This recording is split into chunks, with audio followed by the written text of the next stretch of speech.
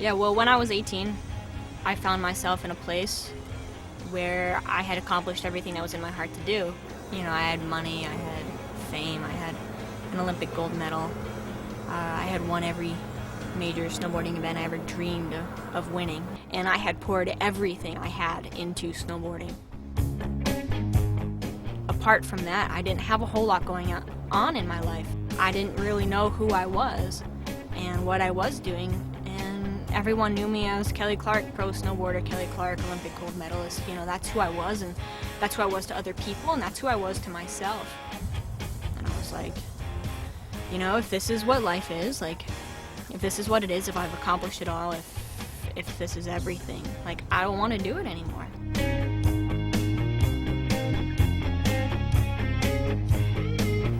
You know, I went to a snowboarding event, and, you know, from outside perspective, my life is, you know, picture perfect. It's just put together, and I'm doing well in the contest, and I qualified for finals that afternoon, and at the bottom of the pipe, this girl had come down, and she had fallen both runs and was crying, and I was just kind of half paying attention to her conversation, and her friend was just trying to make her laugh and said, "Hey, it's all right, God still loves you."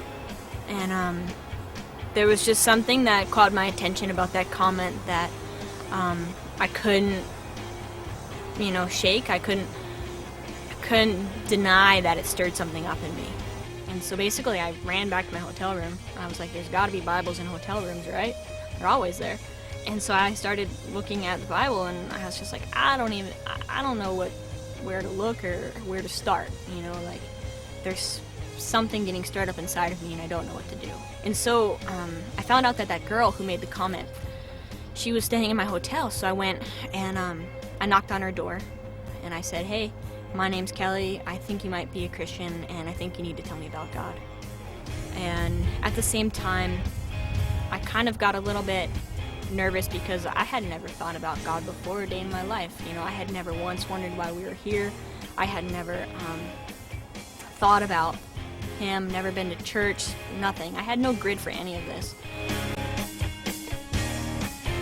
And so basically I spent the next 4 months kind of being like, all right, God, if you're real, reveal yourself to me. And I got to the end of my season, and I basically came to the conclusion that I asked myself a few questions, you know, like, could I ever wake up another day and not think about God? And the answer was no, because I was thinking about Him every day, and He was real and in my life. And could I ever, you know, run the other way and pretend He didn't exist? And that was also no. And so I was like, all right, Jesus, like, come and live life with me. That was a huge shifting point for me, where my snowboarding basically became this amazing expression and fun thing rather than this thing that I had to do. It became this thing that I was made to do, and I could actually enjoy. And there was so much freedom in it because I wasn't doing it to prove to people who I was, because through my relationship with God, I learned who I was and was comfortable in who I was. But I'll tell you, I've never had more fun snowboarding, and I've never been more free.